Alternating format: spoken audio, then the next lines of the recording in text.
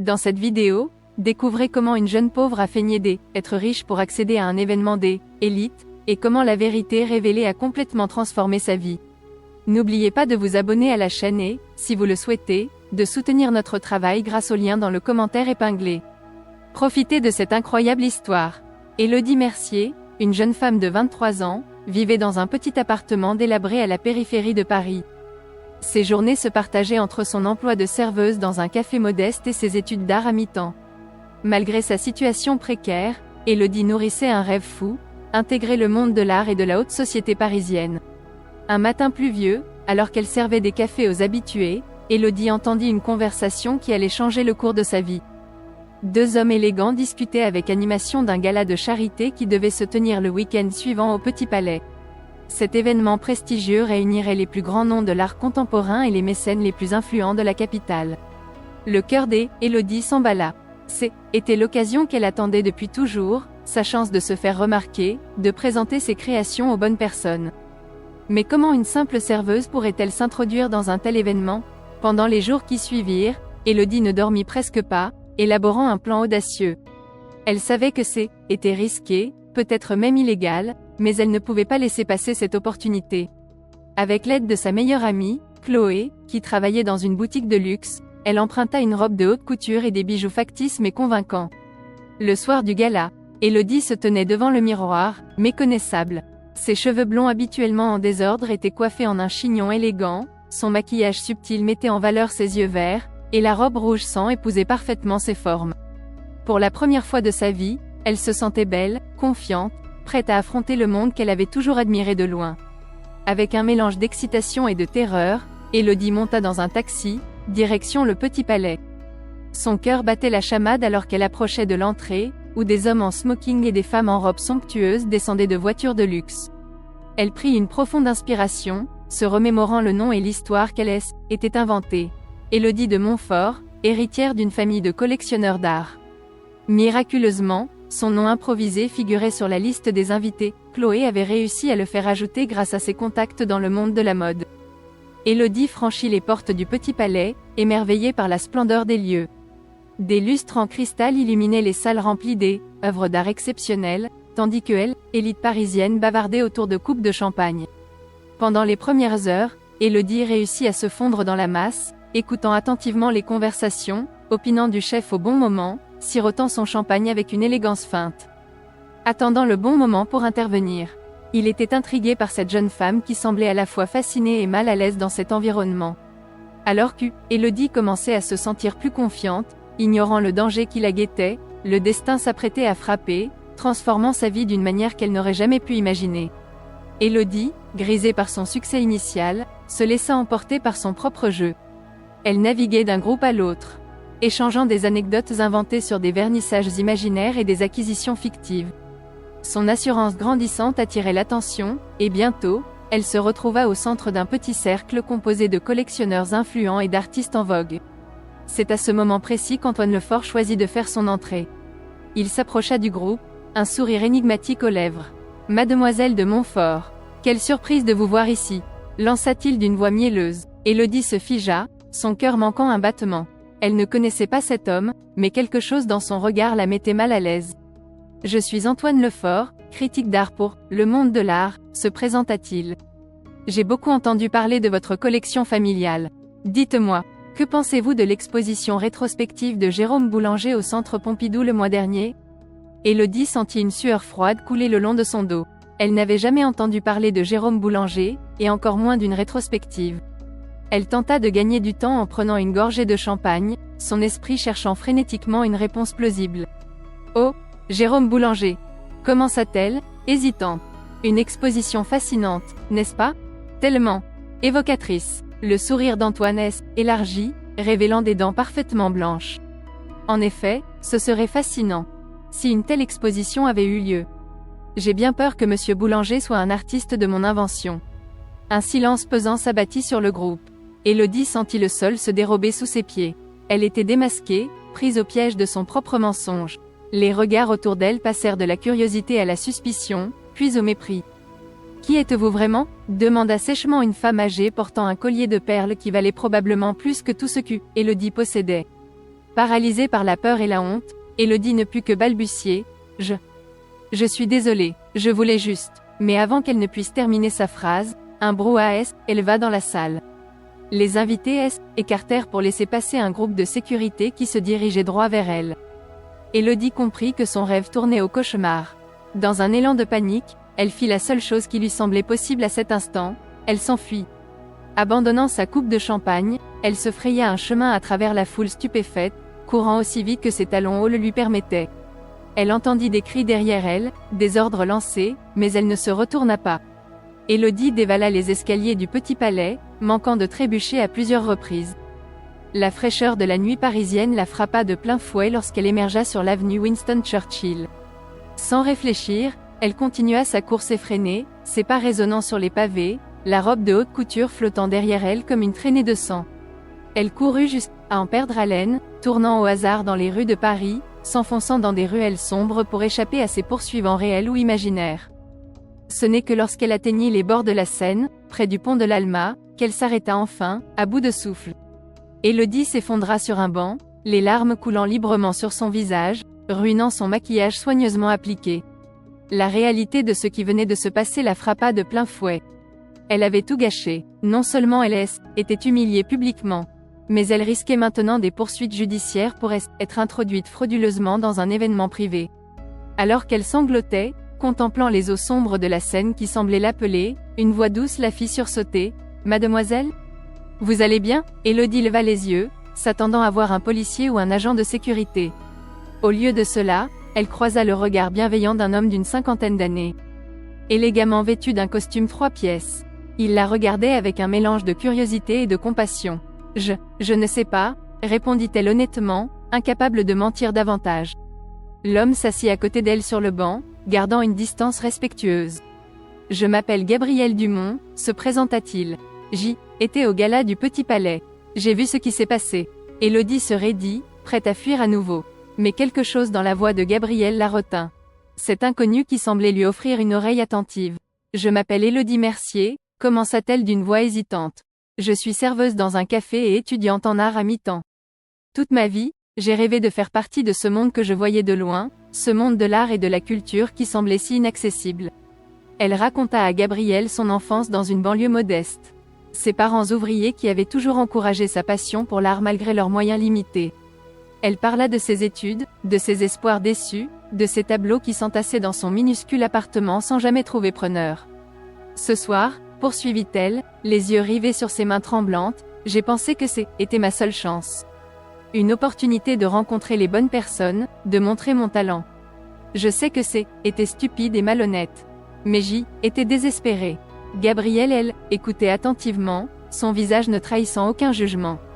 Quand Élodie eut fini son récit, il resta silencieux pendant un long moment, comme s'il pesait soigneusement ses prochaines paroles. Élodie, dit-il enfin, ce que vous avez fait ce soir était en effet risqué et inapproprié. Mais je comprends votre motivation. Le monde de l'art peut être cruellement fermé aux nouveaux talents. Surtout ceux qui ne viennent pas des bons milieux.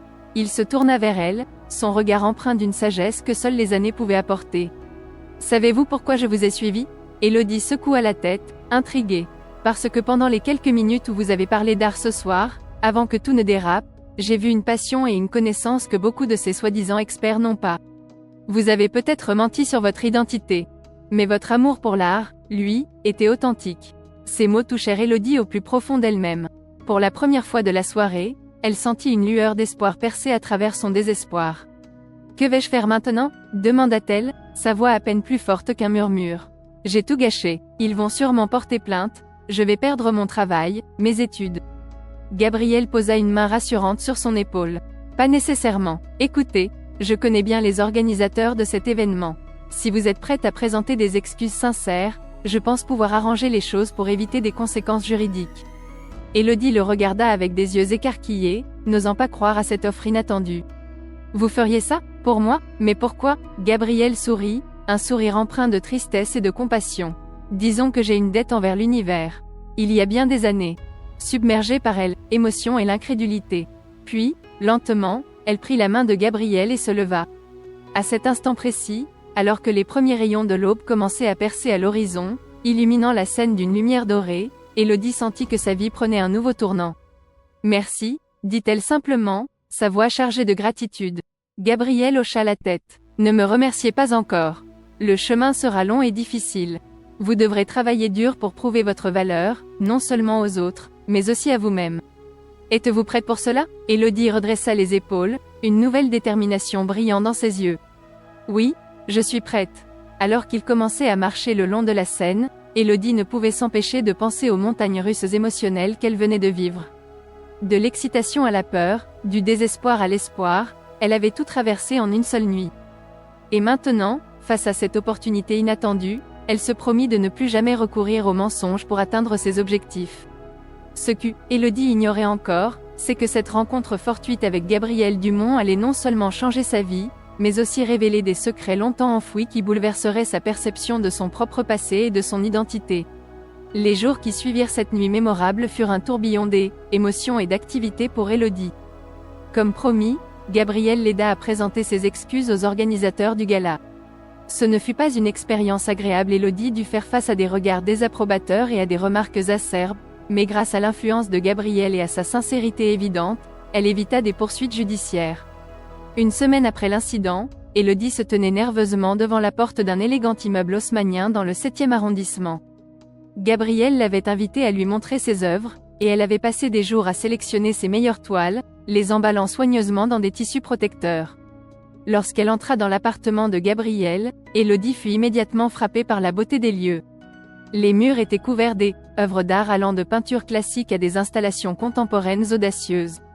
Elle comprit alors que Gabriel n'était pas un simple amateur, mais un véritable connaisseur. « Bienvenue, Élodie », dit Gabriel en la guidant vers un vaste salon baigné de lumière. « Montrez-moi ce que vous avez apporté. » Avec des mains tremblantes, Élodie commença à déballer ses toiles. Elle les disposa une par une sur le sol, expliquant sa démarche artistique, ses inspirations, les techniques qu'elle avait utilisées. Gabriel écoutait attentivement, posant parfois des questions pertinentes qui poussaient Élodie à réfléchir plus profondément sur son travail.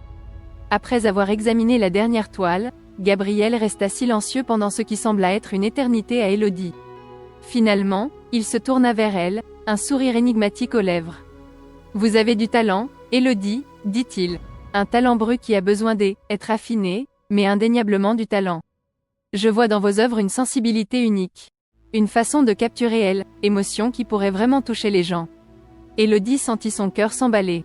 C'était la première fois qu'un professionnel reconnaissait son potentiel. Cependant, poursuivit Gabriel, vous avez encore beaucoup à apprendre. Votre technique doit être perfectionnée, votre style plus affirmé. Mais je crois que vous avez ce qu'il faut pour réussir dans ce monde. Il se dirigea vers son bureau et en sortit une carte de visite qu'il tendit à Élodie. Ceci est l'adresse d'un atelier d'artistes que je soutiens. À partir de demain, vous y aurez un espace de travail. Vous y rencontrerez d'autres artistes émergents, vous pourrez échanger, apprendre, vous inspirer mutuellement. Je passerai de temps en temps pour suivre vos progrès. Élodie regarda la carte, incrédule. Je ne sais pas quoi dire. Merci, mais comment pourrais-je vous rembourser? Gabriel secoua la tête. Ce n'est pas un prêt, Élodie.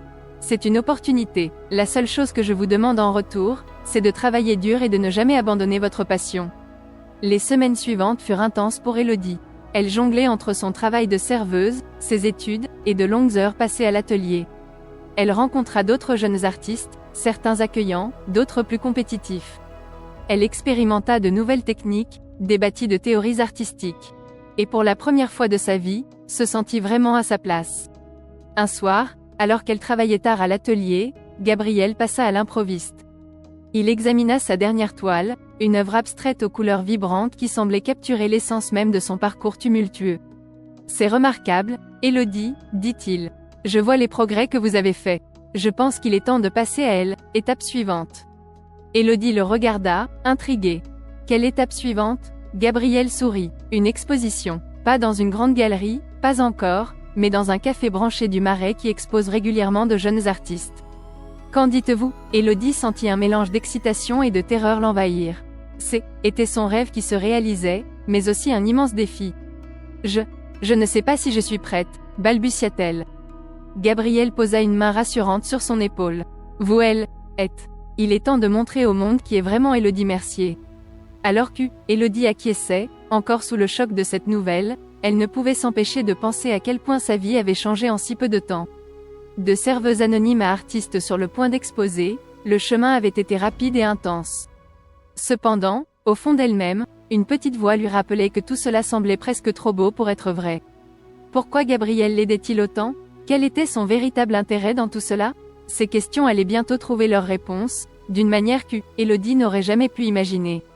Les semaines précédant l'exposition furent un tourbillon d'activités pour Élodie. Elle passait ses journées et ses nuits à peaufiner ses œuvres, à sélectionner les pièces à exposer, à préparer ses discours pour les potentiels acheteurs. Gabriel était toujours présent, la guidant avec patience et sagesse, l'encourageant quand le doute s'emparait d'elle. Le soir de l'exposition arriva enfin. Le café, l'atelier des rêves, dans le Marais était bondé. Des critiques d'art, des collectionneurs, des curieux, tous étaient venus voir les œuvres de cette nouvelle artiste dont on commençait à parler dans certains cercles. Élodie, vêtue d'une simple robe noire qu'elle avait achetée d'occasion, se tenait nerveusement près de l'entrée, accueillant les invités. Son cœur battait la chamade. Mais cette fois-ci, elle n'avait pas besoin de prétendre être quelqu'un d'autre. Elle était Élodie Mercier, artiste émergent, et elle était fière de elle, être. Au fil de la soirée, Élodie fut surprise de voir l'intérêt que suscitaient ses œuvres. Des discussions animées se tenaient devant ses toiles, des cartes de visite étaient échangées, et même quelques étiquettes, vendues, commencèrent à apparaître. Vers le milieu de la soirée, alors qu'Élodie discutait avec un groupe de collectionneurs, elle aperçut Gabriel qui entrait dans le café. Il était accompagné d'une femme élégante d'une 60aine d'années. Quelque chose dans le visage de cette femme semblait étrangement familier à Élodie, mais elle n'arrivait pas à mettre le doigt dessus. Gabriel s'approcha d'elle, un large sourire aux lèvres. « Élodie, je vous présente Camille Durand, une amie de longue date et une collectionneuse renommée. Quelqu'un m'a donné une seconde chance quand je ne la méritais pas. Aujourd'hui, je pense que c'est à mon tour de transmettre cette bonté. » Il se leva du banc et tendit la main à Élodie. « Mais ma proposition ne s'arrête pas là. Si vous êtes vraiment passionnée et talentueuse comme je le pense, je voudrais voir vos œuvres. Je ne vous promets rien, mais peut-être que je pourrais vous aider à trouver votre place dans ce monde de l'art que vous admirez tant. » Élodie hésita un instant. Il n'y avait pas de jugement, pas de condamnation. Juste une curiosité sincère. « Pourquoi avez-vous fait ça ?» demanda-t-il doucement. Et pour la première fois de la soirée, peut-être même de sa vie, Élodie décida de dire la vérité. Les lumières de Paris se reflétaient sur la scène, créant un décor presque irréel pour la scène qui se déroulait sur ce banc isolé. Élodie, encore tremblante, prit une profonde inspiration avant de se confier à Gabriel Dumont.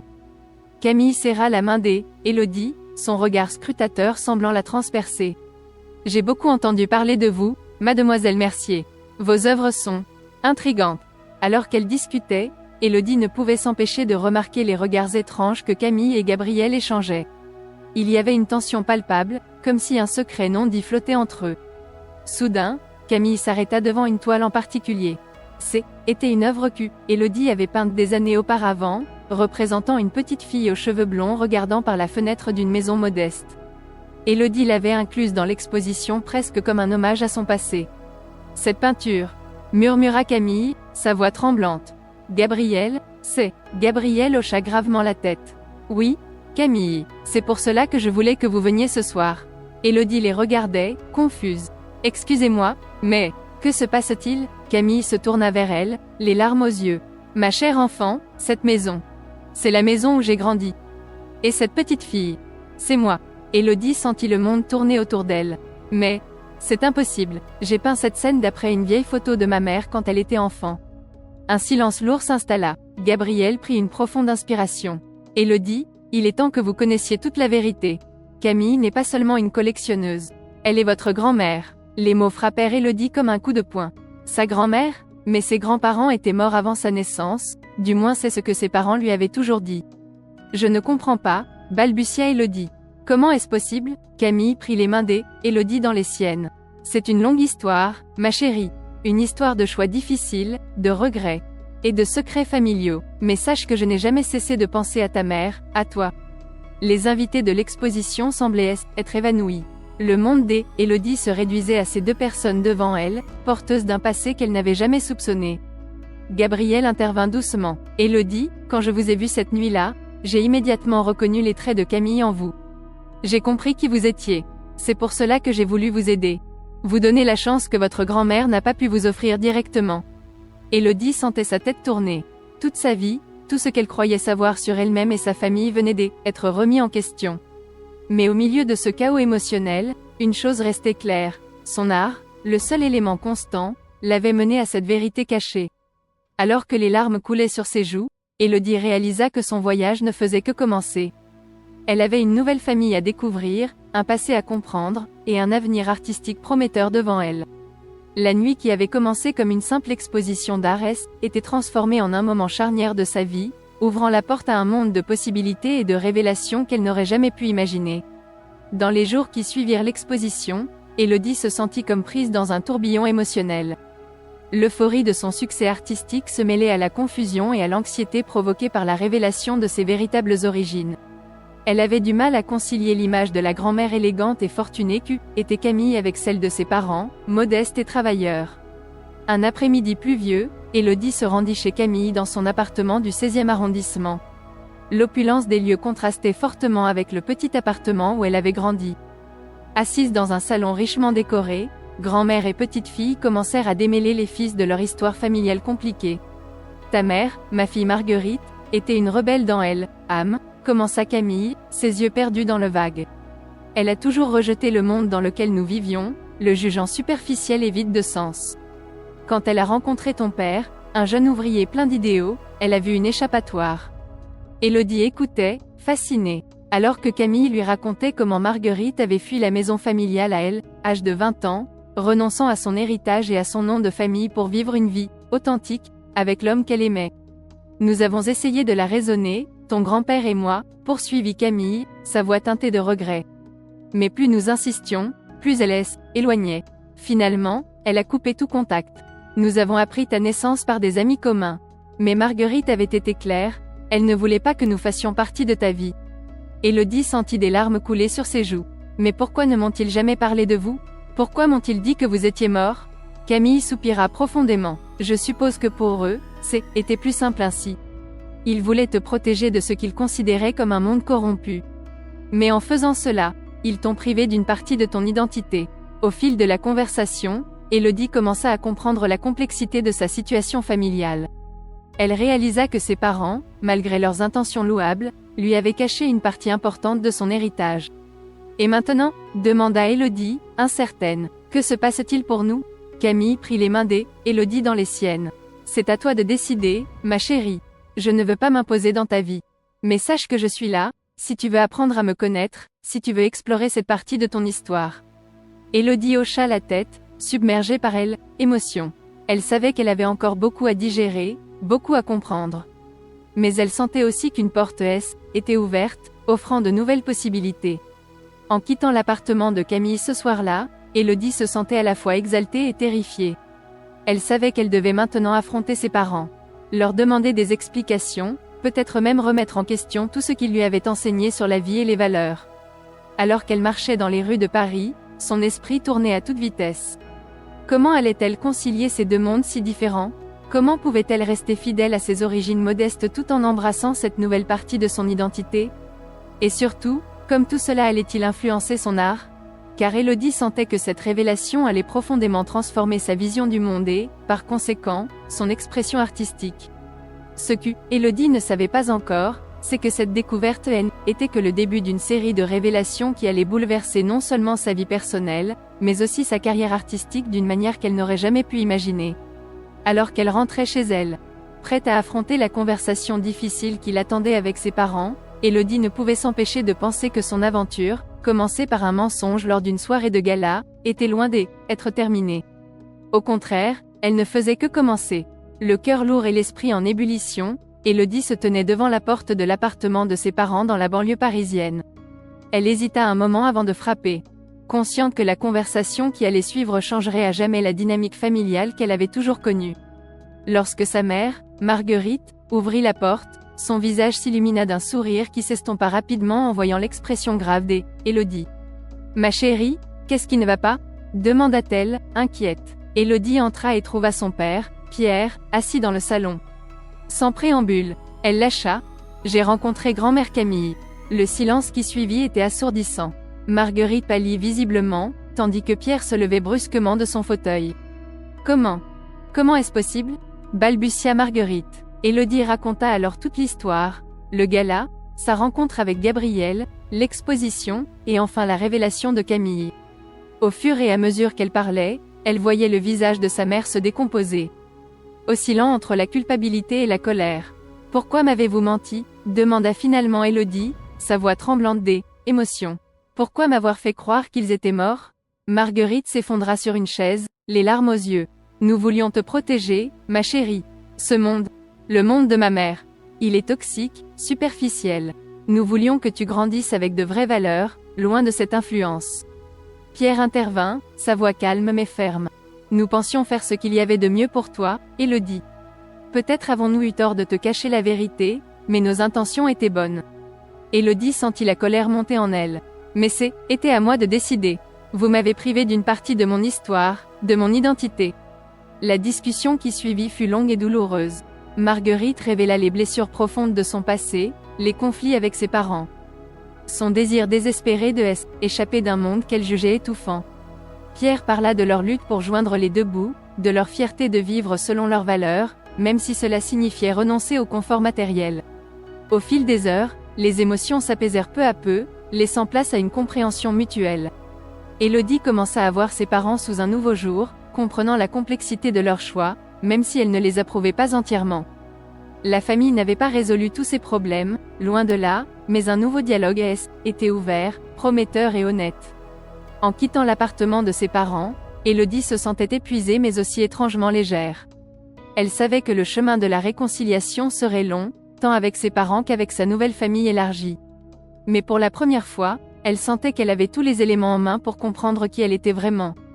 Ce que Élodie ne savait pas encore, c'est que cette réconciliation allait avoir des répercussions inattendues sur sa carrière artistique. Son art, nourri par ses nouvelles émotions et cette compréhension plus profonde de ses racines, allait prendre une direction tout à fait inattendue, la propulsant vers des sommets qu'elle n'aurait jamais osé imaginer. Alors qu'elle rentrait chez elle, impatiente de traduire sur la toile le tourbillon des émotions qu'elle venait de vivre.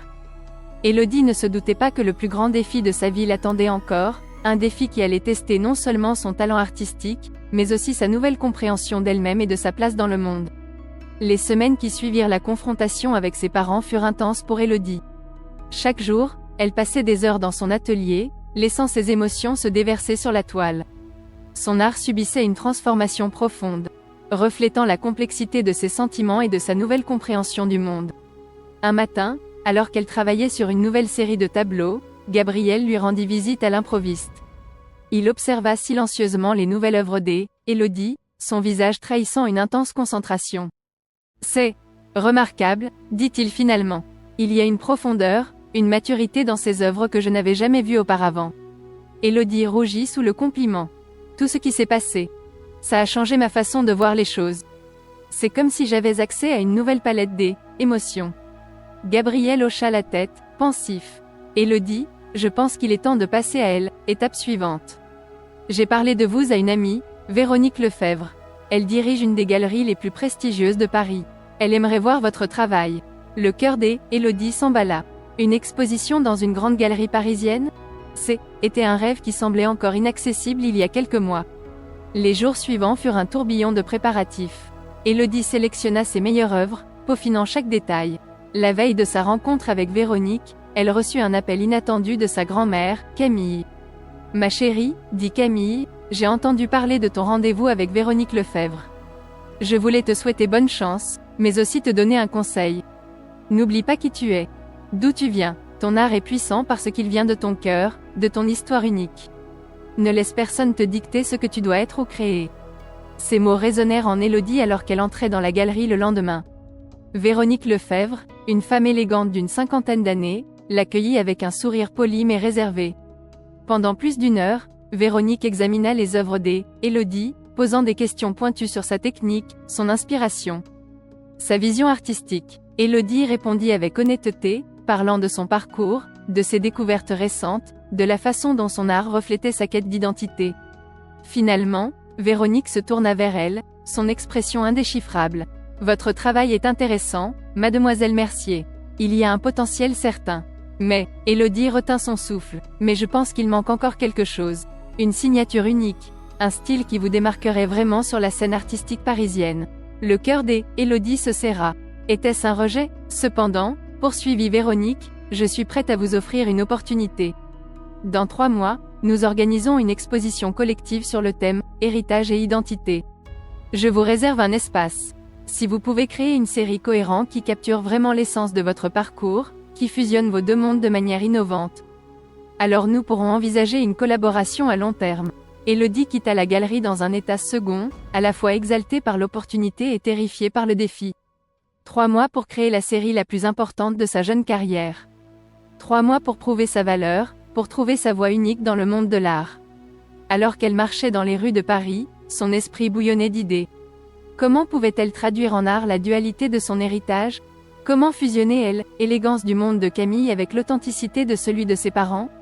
Ce qu'Élodie ne savait pas encore, c'est que cette quête artistique allait la mener bien au-delà de ses attentes, l'obligeant à confronter des aspects de son passé et de son identité qu'elle n'avait jamais osé explorer. Le chemin vers l'exposition s'annonçait comme le plus grand défi de sa vie, mais aussi comme une opportunité de se redéfinir non seulement en tant qu'artiste, mais en tant que personne. Alors qu'elle rentrait à son atelier, déterminée à se mettre immédiatement au travail, Élodie ne se doutait pas que son voyage artistique allait prendre des tournants inattendus, la confrontant à des choix difficiles et à des révélations surprenantes qui remettraient en question tout ce qu'elle croyait savoir sur l'art, la famille et elle-même. Les jours se transformèrent en semaines, et les semaines en mois. L'atelier d'Élodie devint son univers. Un espace où le temps semblait suspendu. Les murs se couvrirent d'esquisses, de croquis et de toiles à différents stades d'achèvement. L'odeur de peinture fraîche et de térébenthine imprégnait l'air. Élodie travaillait avec une intensité qu'elle n'avait jamais connue auparavant. Chaque coup de pinceau était chargé d'émotions, chaque couleur soigneusement choisie pour exprimer la complexité de son héritage. Elle puisait dans ses souvenirs d'enfance, dans les récits de sa grand-mère Camille, dans les conversations difficiles avec ses parents. Un jour, alors qu'elle luttait avec une toile particulièrement complexe, Élodie reçut une visite inattendue. Sa mère, Marguerite, se tenait dans l'embrasure de la porte, l'air hésitant. « Je peux entrer ?» demanda-t-elle doucement. Élodie acquiesça, surprise. C'était la première fois que sa mère venait dans son atelier. Marguerite observa les œuvres en cours, ses yeux s'attardant sur chaque détail. Finalement, elle se tourna vers sa fille, les larmes aux yeux. « C'est magnifique, Élodie, je vois. Je nous vois tous dans ton art.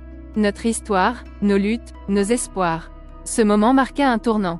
Élodie réalisa qu'elle ne créait pas seulement pour elle-même ou pour impressionner le monde de l'art.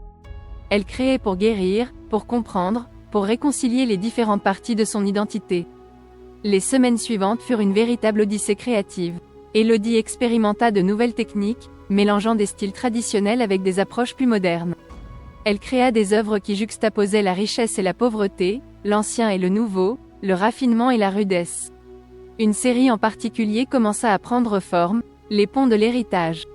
Chaque tableau représentait un pont parisien, mais pas de manière conventionnelle. Les arches des ponts reliaient des mondes contrastés, d'un côté, l'opulence du 16e arrondissement, de l'autre, la simplicité chaleureuse de la banlieue ouvrière. Les figures humaines qui traversaient ces ponts semblaient se transformer, portant en elles des éléments des 2 mondes. À mesure que la date de l'exposition approchait, Élodie sentait grandir en elle un mélange d'excitation et d'appréhension. Elle recevait régulièrement des visites de Gabriel, qui l'encourageait et la guidait, et de Camille, qui apportait une perspective unique sur son travail. Une semaine avant l'exposition, alors qu'Élodie mettait la touche finale à sa série, elle reçut un appel de Véronique Lefebvre. « Mademoiselle Mercier, dit la galeriste d'une voix tendue, j'ai une nouvelle qui pourrait changer la donne. Un collectionneur très influent a entendu parler de votre travail et souhaite le voir en avant-première. Il est prêt à faire une offre substantielle pour l'exclusivité de votre série avant même l'ouverture de l'exposition. » Élodie sentit son cœur s'emballer. C'était une opportunité incroyable, une chance de s'assurer un avenir financier stable. Mais quelque chose la dérangeait. « Qui est ce collectionneur ?» demanda-t-elle. « Je ne peux pas révéler son nom pour le moment, » répondit Véronique. « Mais je peux vous dire qu'il a une réputation controversée dans le monde de l'art. Certains l'accusent de spéculer sur les jeunes artistes, d'acheter leurs œuvres pour les revendre à profit plus tard. » Élodie se sentit déchirée. D'un côté, cette offre pourrait lui ouvrir toutes les portes. De l'autre, l'idée de vendre son travail le plus personnel à quelqu'un qui ne voyait peut-être que son potentiel financier la mettait mal à l'aise. « J'ai besoin de réfléchir, dit-elle finalement à Véronique. alors qu'elle raccrochait, façonnant son avenir d'une manière qu'elle ne pouvait pas encore imaginer. Les jours précédant l'exposition furent les plus intenses qu'Élodie ait jamais vécu. Élodie réalisa qu'elle se trouvait face à un choix qui allait définir non seulement sa carrière, mais aussi qui elle était en tant qu'artiste et en tant que personne. Devait-elle saisir cette opportunité financière ou rester fidèle à sa vision artistique et émotionnelle? Ce dilemme allait la forcer à confronter ses valeurs, son ambition et sa compréhension nouvellement acquise de son héritage. La décision qu'elle prendrait aurait des répercussions bien au-delà de cette simple exposition. « Je comprends pourquoi vous avez fait ces choix », dit finalement Élodie. « Mais je veux connaître cette partie de ma famille. Je veux avoir la chance de forger mes propres relations, de comprendre d'où je viens. » Marguerite hocha lentement la tête. « Je suppose que c'est juste. Mais promets-moi d'être prudente, Élodie. Ce monde peut être séduisant, mais il a aussi ses dangers. » Alors que la nuit tombait, une sorte de trêve était installée. L'offre du mystérieux collectionneur pesait lourdement sur son esprit, la forçant à remettre en question tout ce pourquoi elle avait travaillé. La veille de l'ouverture, Élodie convoqua une réunion de famille improvisée dans son atelier. Ses parents, sa grand-mère Camille et Gabriel étaient tous présents, entourés par les œuvres qui racontaient leur histoire commune. « J'ai besoin de votre aide », commença Élodie, sa voix tremblante. Elle leur expliqua la situation, l'offre alléchante et ses réserves. Un débat animé s'ensuivit. Son père, Pierre, argumenta en faveur de la sécurité financière. Sa mère, Marguerite, l'encouragea à suivre son cœur. Camille, avec sa sagesse acquise au fil des ans, lui rappela l'importance de rester fidèle à soi-même. Mais ce fut Gabriel qui apporta la perspective qui allait tout changer. « Élodie, dit-il doucement, quand je t'ai rencontrée cette nuit-là, j'ai vu en toi non seulement le talent, mais aussi l'authenticité. Ton art est puissant parce qu'il est vrai. Ne laisse pas l'argent obscurcir cette vérité. » Ces mots résonnèrent profondément en Élodie. Elle regarda autour d'elle, observant les visages de sa famille, si différents et pourtant si semblables. Elle réalisa soudain que son véritable héritage n'était pas dans l'argent ou le statut social, mais dans la richesse de ses expériences et la force de ses liens familiaux. Le jour de l'exposition arriva. La galerie était bondée, remplie de critiques, de collectionneurs et d'amateurs d'art. Élodie, vêtue d'une robe simple mais élégante, se tenait devant sa série, Les ponts de l'héritage, le cœur battant. Véronique Lefebvre s'approcha d'elle, accompagnée d'un homme distingué qu'Élodie reconnut comme étant le fameux collectionneur. « Mademoiselle Mercier, dit Véronique, permettez-moi de vous présenter Monsieur Delacroix. Il est très intéressé par votre travail. » Élodie prit une profonde inspiration. « Monsieur Delacroix, je suis honorée de votre intérêt. Mais je dois vous dire que ces œuvres ne sont pas à vendre individuellement. Elles racontent une histoire, mon histoire, et je ne peux pas la fragmenter. » Un murmure surpris parcourut la foule. Véronique semblait choquée, mais Monsieur Delacroix eut un sourire énigmatique. « Je comprends, dit-il. Et c'est précisément pour cela que je suis intéressé. Je ne veux pas acheter vos œuvres, Mademoiselle Mercier. Je veux les exposer. J'aimerais que votre série soit la pièce maîtresse d'une nouvelle aile de mon musée, dédiée aux artistes émergents qui explorent les thèmes de l'identité et de l'héritage. » La surprise d'Élodie se transforma en joie. C'était plus qu'elle n'aurait jamais pu espérer, une plateforme pour partager son message, sans compromettre son intégrité artistique. Les heures qui suivirent furent un tourbillon d'émotions. Les critiques saluèrent l'audace et la profondeur de son travail. Les visiteurs étaient émus aux larmes devant ses toiles. Mais pour Élodie, le moment le plus précieux fut de voir sa famille réunie, contemplant ensemble œuvres qui racontaient leur histoire. Alors que la soirée touchait à sa fin, Élodie se retrouva seule un instant devant sa série. Elle réalisa que son voyage, commencé par un mensonge lors d'une soirée de gala, l'avait menée à la vérité la plus profonde sur elle-même et sa famille. Elle n'était plus la jeune fille qui prétendait être quelqu'un d'autre. Elle était Élodie Mercier, artiste, petite fille, héritière de deux mondes qu'elle avait appris à réconcilier à travers son art. Alors qu'elle contemplait son avenir, rempli de possibilités excitantes et de nouveaux défis, Élodie savait une chose avec certitude, quoi qu'il arrive. Elle resterait fidèle à elle-même et à l'héritage complexe qui avait façonné son art et sa vie. L'exposition marquait non pas la fin, mais le début d'un nouveau chapitre. Un chapitre où Élodie, forte de son passé réconcilié et de son identité affirmée, était prête à laisser sa marque dans le monde de l'art, tout en restant ancrée dans les valeurs et l'amour de sa famille. Alors que les derniers visiteurs quittaient la galerie, Élodie sentit une profonde gratitude l'envahir. Pour le mensonge qui avait tout déclenché, pour les vérités douloureuses mais libératrices, pour les ponts construits entre les mondes. Son odyssée artistique et personnelle était peut-être recue à ses débuts, mais elle savait maintenant qu'elle avait la force et l'inspiration pour affronter tous les défis à venir.